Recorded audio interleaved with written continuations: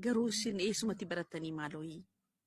Gaaffii dalgaa kana eenyumatu leenjii isin baasee uummata ijoollee waan beekne kanatti. Waa'ee Yesuus keessaa ba'a. Inni ofiisaa of danda'aadha. Garuu natti dhaga'ama. Miira natti dhaga'amu jira.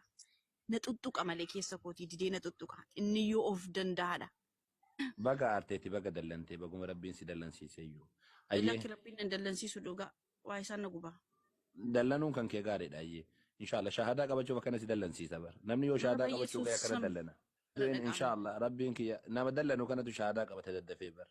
Nama shahadaa qabachuuf akkana si gochuu jira. Siraasee afurri hamaan si keessaa baha amma kana biiznillah.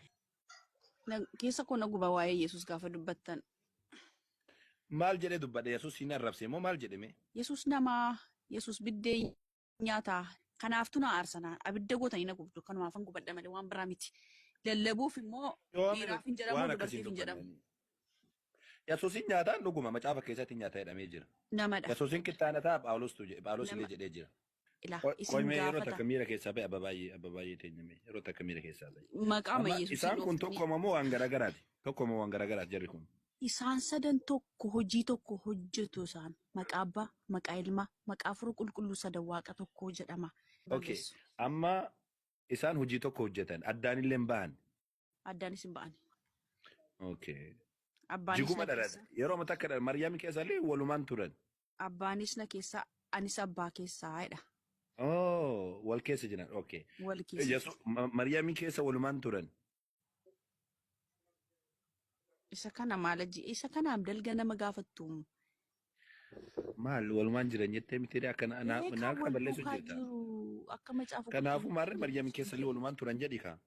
Eeyyeen wal keessa jiru eeyyeen hedditee immoo. Wanni asiin tokkoma addaan bahanii hojii tokko qabanii isaan tokkoma maqatu garagara ta'e malee jette. Egaa maqaan garagara ta'e maqaan haa yaamamu malee gaafa Maryaam irraa dhalatu abbaan illee ilmillee afur qulqulluulleen dhalatanii jiran jechuudha. Eeyyeen. Okay. Abba amma dhalatan hayyee lafarra illee wajjumaan turanii? Wal duukaa jiru. Gaafa Yesuus qabrii seenoo gaafa du'eetiin jedhe san gaafa qabrii keessa seensanillee qabrii illee walumaan turanii?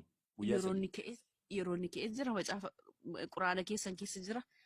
Kan du'e sun maaltu du'e? Kan du'e maaltu du'e? Yesuus Kiristoos cubbuu koof du'e. Maalidha uumatu du'e moo uumamatu du'e? Uumamatu du'e.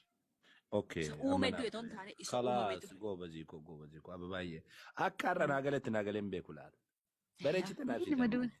Galatoo. Uumamatu du'e malee uumaan hin duune alhamdulillah. Maaf du'a sila.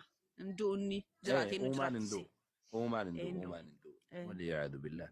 Uumaan hin du'u. Kanaafuu Yesuus du'e wagguu jedhamu uumamatu du'e jechuudha. Barsiisa sirrii barsiifte.